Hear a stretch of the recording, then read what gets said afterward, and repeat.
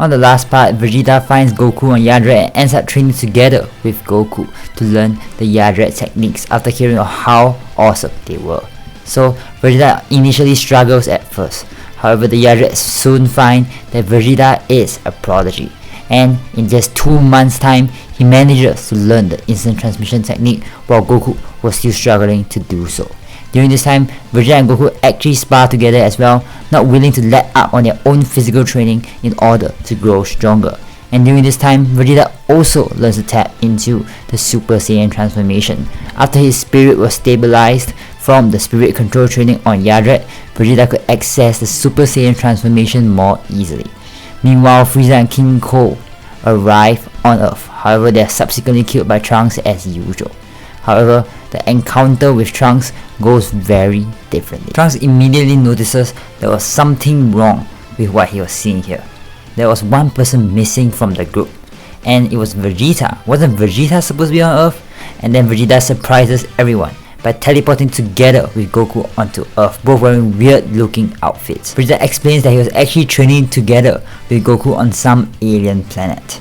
And then the group tells Goku and Vegeta that this kid, Trunks, was the one who defeated Mecha Frieza and King Ko. And Vegeta is honestly pretty intrigued and asks to spar with Trunks. And so Vegeta shows off his Super Saiyan transformation, and everyone is shocked at the power he displayed. And honestly a little bit terrified at the same time, because Vegeta's kind of a loose cannon here. They didn't know whether Vegeta just turned on them or something. So the spar between Trunks and Vegeta begins, and Vegeta is clearly on the upper hand as he easily tosses Trunks around like a rag doll, sending Trunks flying away. Vegeta powers down, knowing that he had won the fight, while Trunks is just simply amazed. How had this happened? Did he accidentally change the past or something? Well, he wasn't going to question it, but this was a good development. After passing Goku the heart virus medicine and telling them about the android, Trunks takes his leave, and now we move into the 3-year time skip. So this time around, Goku and Vegeta train together instead of separately, and having an extra training partner means that Goku, Gohan and Piccolo all grow much stronger during this period of time. So we move into the Android/Cell saga. So as usual, Android 19 and 20 make their appearance and then subsequently plunge a hole through Yamcha's chest. Will Android 19 and 20 be stopped by Goku and the rest of the Z Fighters, or will they prevail? Well, these are all questions we'll answer today on Dragon Ball Z.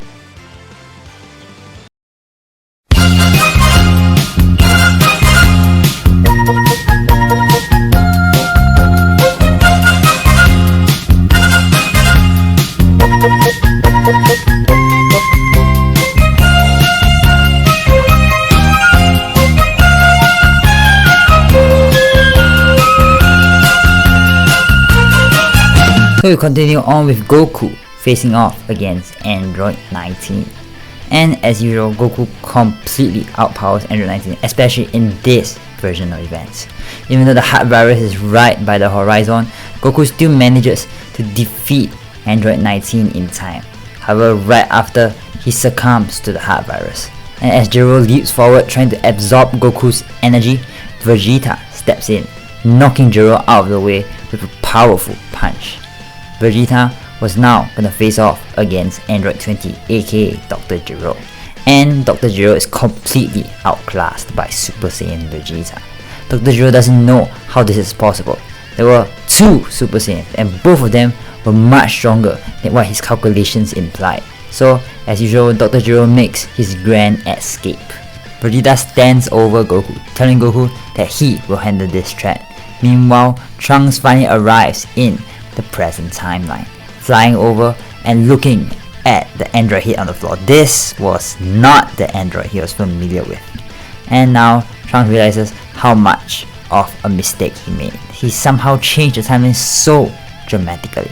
This was gonna be an issue. So meanwhile, we move over to Gero's lab, where Gero finally arrives. So as usual, we all know Gero ends up releasing Android 17 and 18, and it ends up getting killed by Android 17. So Android 17 and 18 are now here to fight the Z Fighters, and as usual, Super Saiyan Vegeta faces off against Android 18. And Even though they seem to be evenly matched, Android 18 has infinite energy, while Vegeta doesn't. However, what Android 18 doesn't know was that Vegeta was holding back, and as soon as he powers up, he knocks Android 18 right out of the way. He had gauged Android 18's power, and now knows that he was above Android 18 just slightly, and was gonna end the fight right there and now.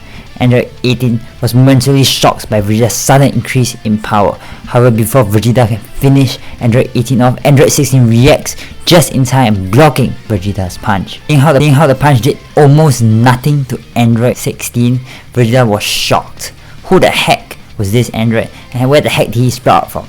Android 16 followed up by knocking Vegeta backwards, sending Vegeta flying back. Vegeta was now injured and battered. Android 16 was stronger than him, stronger than he thought. Looks like the Android chat wasn't going to be taken care of so easily. Vegeta powers down, knowing that he had lost the fight, and as Android 17 went over to finish Vegeta off, Android 16 steps in the way. He tells them that they were not their enemies, and that their main target was Son Goku, not Vegeta and the rest of the gang.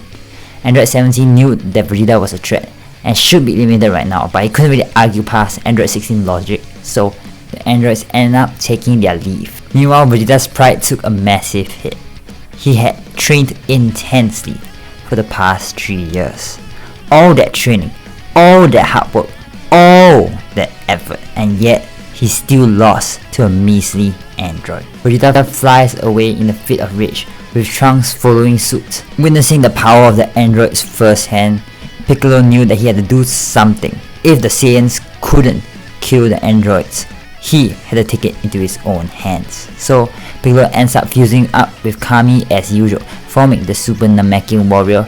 Afterwards, Piccolo faces off against Imperfect Cell, and as we all know, Imperfect Cell manages to escape using the Solar Flare. Few events proceed as usual, with Goku waking up, then bringing Vegeta, Trunks, and Gohan onto Kami's lookout and approaching the hyperbolic time chamber, their only solution to the android problem. However, a huge change will occur here. Instead of Vegeta and Trunks going to the hyperbolic time chamber, this time around it will be Goku and Vegeta.